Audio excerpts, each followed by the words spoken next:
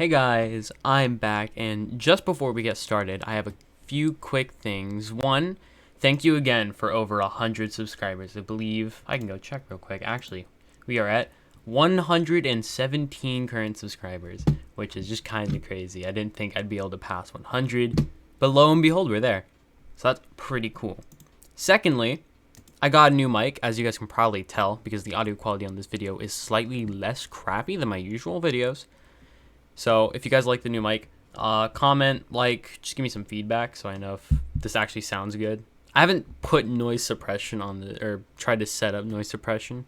I don't even know if I can on this mic, but if I can, I'm gonna definitely set that up by next video, or at least next devlog, because I have a Phasmophobia video coming out probably same day as this one is. But if you guys like the new mic, give me some feedback. Would be greatly appreciated. Now, if you remember, in my last update video, I was talking about this Backrooms roguelike survival type game that I was making. This is devlog 1 about, you've seen the title, I don't think I have to tell you guys this. But, I also don't think I have to tell you guys what the backroom is.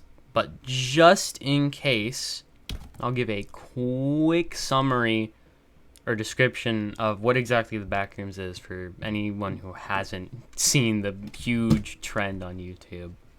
Probably 2 months ago, I want to say. Pretty much, the Backrooms is a series of liminal spaces, and they're filled with entities, obviously.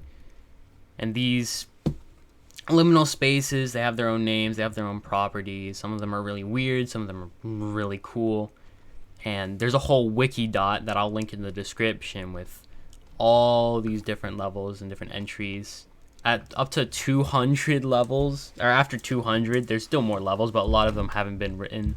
These ones with no data haven't just yet to be written. It's similar to the whole SCP thing, where it's a collective of stories and entries of levels and entities. Real quick, pull up the entity portion, because I know there's also a couple hundreds of entities.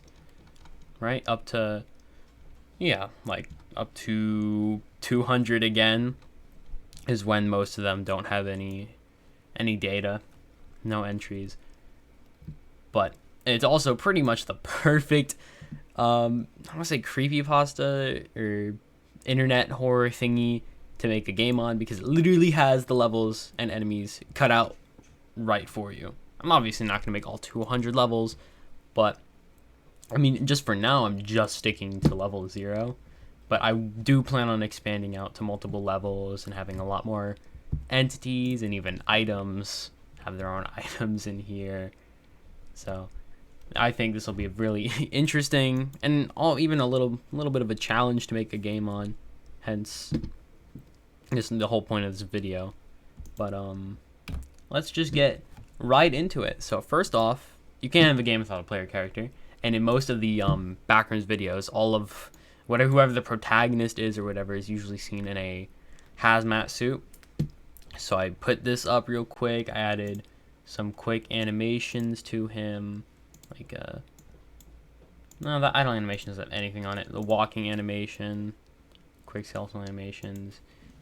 Your base weapon is a crowbar, or at least for now, it's sort of just a placeholder weapon. A quick crowbar I made in about 10 seconds. In pixel art editor, and I pretty much ripped the movement straight from Directive Judgment. And if you haven't seen the videos on that, I highly suggest you check them out. It's pretty much my passion project. It's been in the making for over a year, and there's still lots of work to be done on it. But back to the Backrooms thing. Our player character, simple movement, simple everything. I can real quick show you guys that. I also added a stamina bar, HP bar. I'm gonna add more details and make it look actually good, but as you can see, you're not supposed to be here yet. Sprinting, moving, and I guess I can show you this right now. That is a wretch. I can pull that up on the wiki later, but simple melee combat.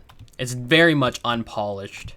I sort of made this, or at least this base movement, fighting enemies and stuff, in about a week. Because I've been very busy over the summer. I wanted to do more video stuff, but I had a lot of vacations going on. I also had online schools that I was doing, or classes.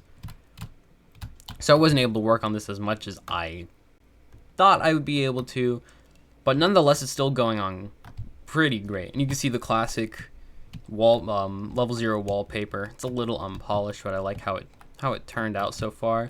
I am gonna differentiate like the background outside of the walls from the inside. I forgot to do that before I made this video, but that's fine. We're not all perfect. And you can also sort of see that I've got random level generation, random items. Random level generation was a pain. I'd use Blackthorn Prod's level generation video, which if you want to do Unity development, I highly suggest checking him out because he makes some life-saving videos. But for real quick pause, you can see, first off, you can see the enemies, which I was going to talk about later, but I guess I can talk about them right now. I added this similar but different A-star pathfinding script to these guys as I do on my main enemy in Directive Judgment, the robot spider.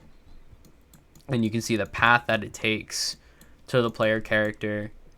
I custom made this script instead of just ripping it off of the A-star pathfinding package.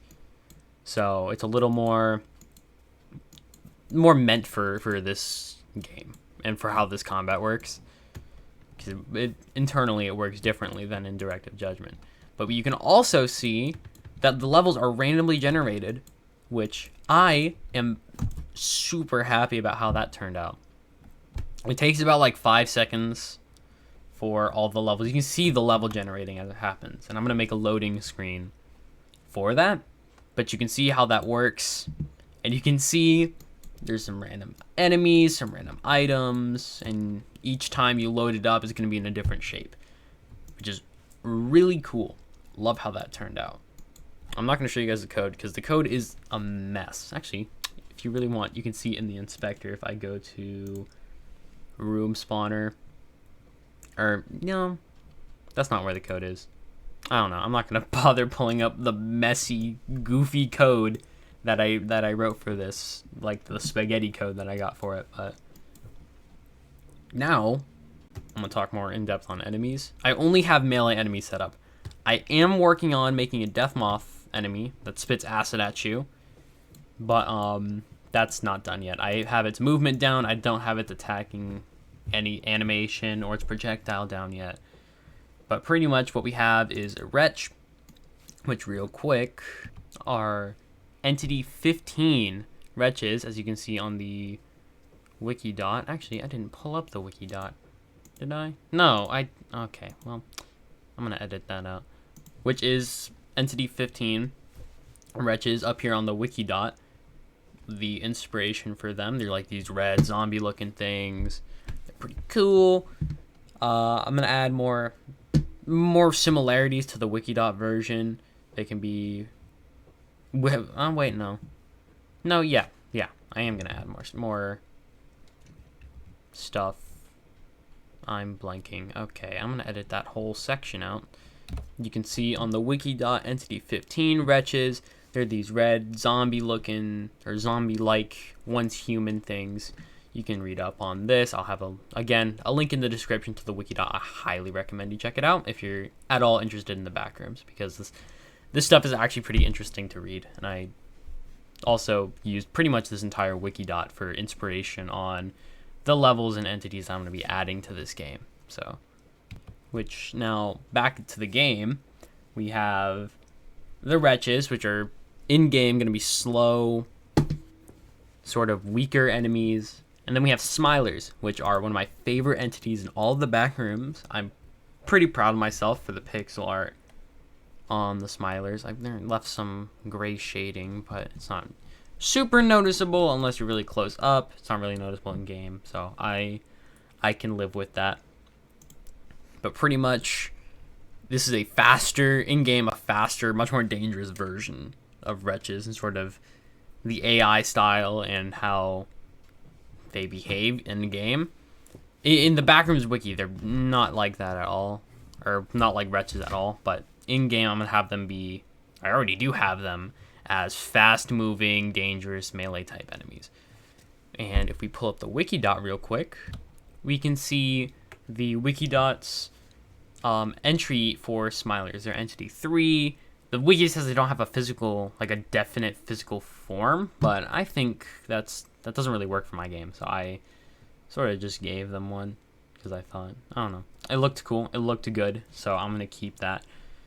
But they are hostile, live in the dark, glowing eyes and teeth, which when I add light to my game, that'll be fun when I add like a lighting system, or implement the lighting system from Unity into this game. Adding the glowing eyes and teeth will be quite fun.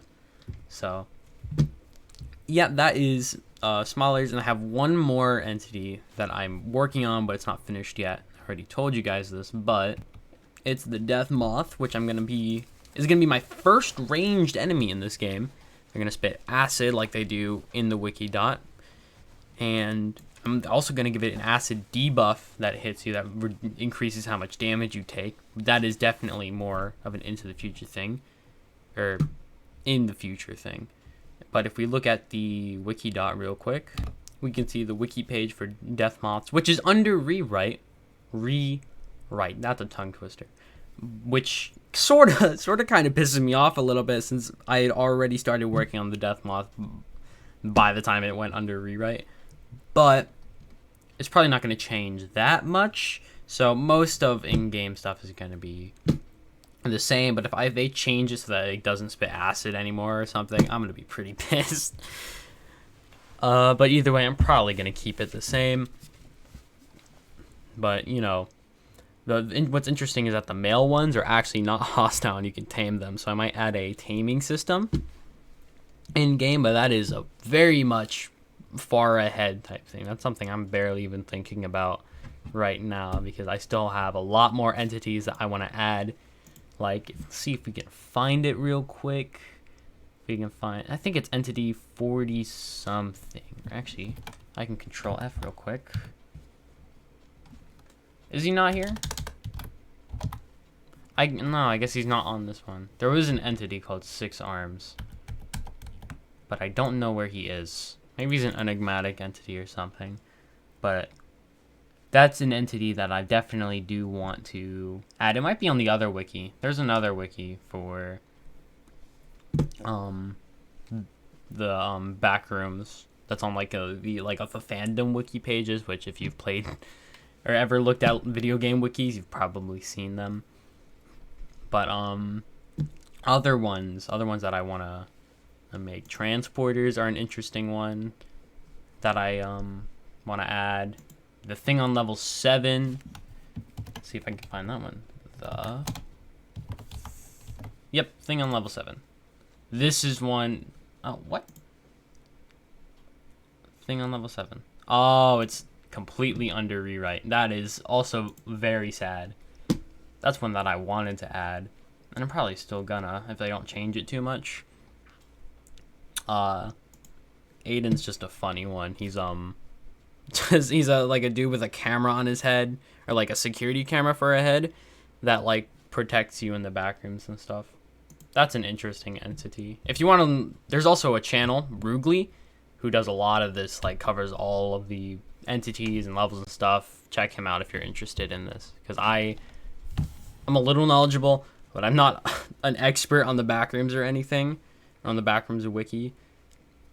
But back to the game, we also have a small UI. There's going to be a small hotbar here, health bar, stamina bar, which I already showed you that you can use stamina for sprinting, because it's not very fast in game, or like with normal walking speed.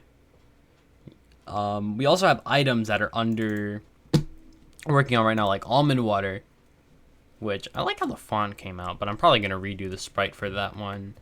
And then I'm also going to add a more variety to the weapons. Probably next devlog is going to be all about adding more items and weapons and finishing up some of the early enemies and just adding some polish. But we can see that everything I've pretty much shown you comes together in having enemies randomly spawn and come after you, which you'll probably see, along with items randomly spawning and random rooms and complete random level generation to sort of simulate the feeling of the Backrooms, you know, being just this labyrinth of random rooms and random entities and random levels. I'm actually gonna kill this guy real quick. Definitely need to add polish on the melee combat because it does not feel how I want it to feel. But I'm sure it'll feel a lot better with some particle effects and sound effects, because right now I haven't worked on polish at all yet. I'm just trying to get everything to work and not crash or give me an error. Probably half the time that I've spent on this has been on the random level generation, trying to get that to work, and even it's still not completely perfect. Like, if you were to generate this, yeah, there's a room here that doesn't get connected to at all. It's still not perfect, but it's, you know, it's fine, especially when you think about how weird and random the backrooms are. Seeing something like this, if you were in the backrooms, hypothetically, seeing something like that shouldn't be a surprise. Just a room that you can't get into, just because of how it's, you know, it's a series of random liminal creepy spaces, which is really cool and very interesting for a roguelike game, as most, like Binding of Isaac, as all of the levels are completely random and completely randomly generated with different enemies and items. So that's pretty much going to be it. I don't think there's anything else that I've done that is worth showing off. I think that should be it. So if you guys liked this pretty much improvised devlog, since I haven't uploaded in 2 months, and I was like, I should probably upload that devlog I said I was gonna upload 2 months ago. It's probably be a good idea. But if you guys liked it, leave a like, comment, subscribe. Very, very much helps the channel and helps me stay motivated to work on these devlogs and give you guys these content. So that'll pretty much be it. I'll see you guys in the next one. Bye bye.